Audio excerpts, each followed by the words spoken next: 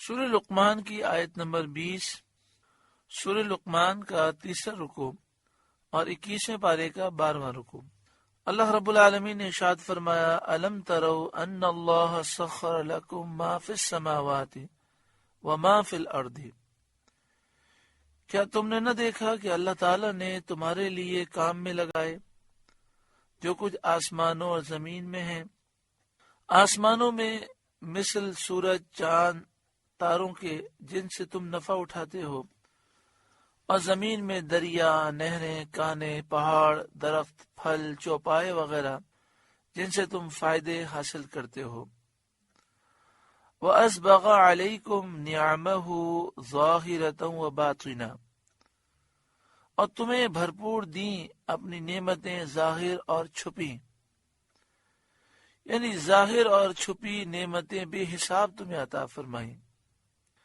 ظاہری نعمتوں سے جسم کے اعضاء کا درست ہونا، حواس خمسہ ظاہرہ کا درست ہونا، یعنی آنکھوں کا درست ہونا، کان کا درست ہونا، زبان کا درست ہونا، جو حواس ہیں ان کا درست ہونا، اور حسن شکل و صورت کا اچھا ہونا مراد ہے، اور باطنی نعمتوں سے معرفت کا علم مراد ہے، اور جو خصوصی اللہ تعالی نے ملکہ عطا فرمایا وہ مراد ہے۔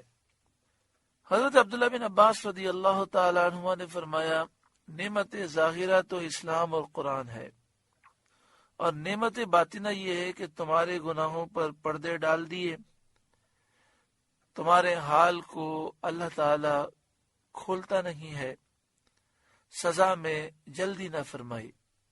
بعض مفسرین نے فرمایا، نعمت ظاہرہ جسم کے اعضاء کا درست ہونا اور صورت کا اچھا ہونا ہے، اور نعمت باطنہ دل کے درست عقیدے ہیں جو اللہ تعالیٰ نے ہمیں ایمان کی دولت عطا فرمائی۔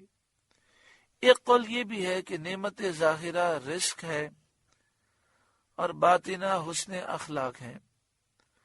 ایک قول یہ ہے کہ نعمت ظاہرہ احکام شرعیہ کا ہلکا ہونا، اور نعمت باطنہ شفاعت۔ ایک قول یہ ہے کہ نعمت ظاہرہ اسلام کا غلبہ اور دشمنوں پر فتح یاب ہونا، اور نعمت باطنہ فرشتوں کا امداد کے لیے، مدد کے لیے آنا۔ ایک قول یہ ہے کہ نعمت ظاہرہ رسول اللہ صلی اللہ علیہ وسلم کا اتباع ہے، اور نعمت باطنہ ان کی محبت ہے۔ اور یہ سارے اقوال ایک دوسرے سے ٹکراتے نہیں ہیں، کیونکہ سب ہی نعمت باطنہ اور ظاہرہ کا ذکر ہے۔ رزقنا اللہ تعالی اتباعہ و محبتہ صلی اللہ علیہ وآلہ وسلم، اللہ تعالی ہمیں حضور کا اتباع نصیب فرمائے، حضور کی محبت نصیب فرمائے۔ اللہ تعالی نے ہمیں کتنی نعمتیں عطا فرمائی، ان نعمتوں کا یہاں ذکر ہے۔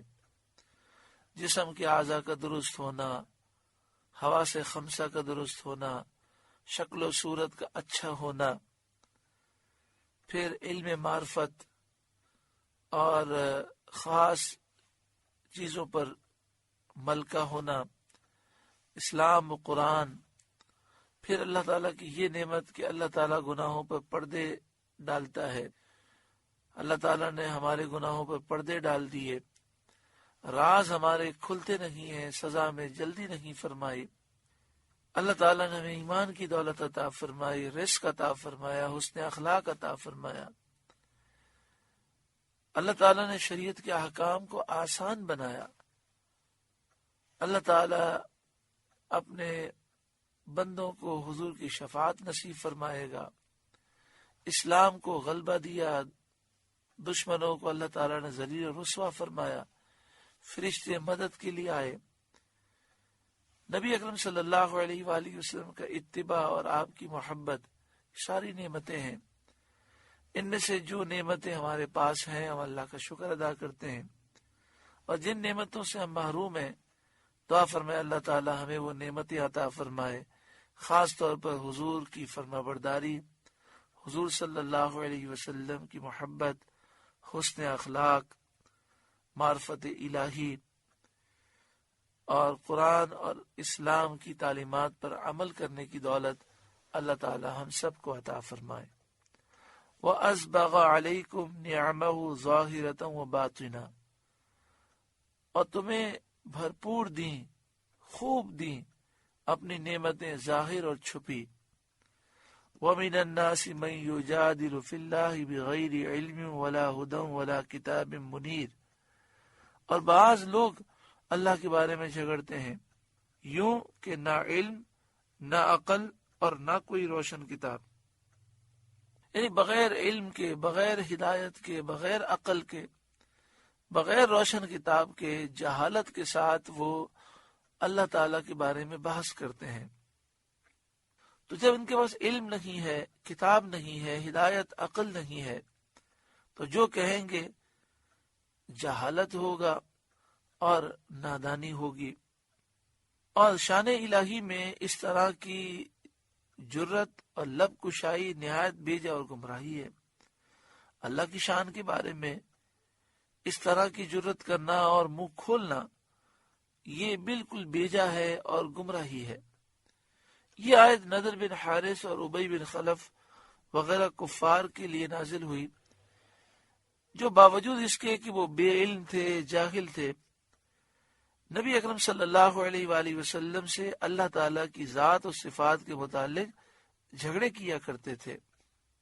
وَإِذَا قِيلَ لَهُمُ اتَّبِعُوا مَا أَنزَلَ اللَّهُ، اور جب ان سے کہا جائے اس کی پیروی کرو جو اللہ نے اتارا، قالوا، تو کہتے ہیں، بل نتبع ما وجدنا علیہ آباءنا، بلکہ ہم تو اس کی پیروی کریں گے جس پر ہم نے اپنے باپ دادا کو پایا، یعنی اپنے باپ دادا کے طریقے ہی پر رہیں گے۔ اس پر اللہ تعالیٰ فرماتا ہے، اولو کان الشیطان یدعوہم الی عذاب السعیر، کہ اگرچہ شیطان ان کو دوزخ کے عذاب کی طرف بلاتا ہو، جب بھی وہ اپنے باپ دادا ہی کی پیروی کیے جائیں گے، یعنی جب باپ دادا کی پیروی جہنم میں لے جاتی ہو، جب باپ دادا کافر، مشرک ہوں، بدعقیدہ، بد مذہب ہوں اور وہ حرام کام کرنے والے ہوں، پھر بھی تم ان کی پیروی کرو گے۔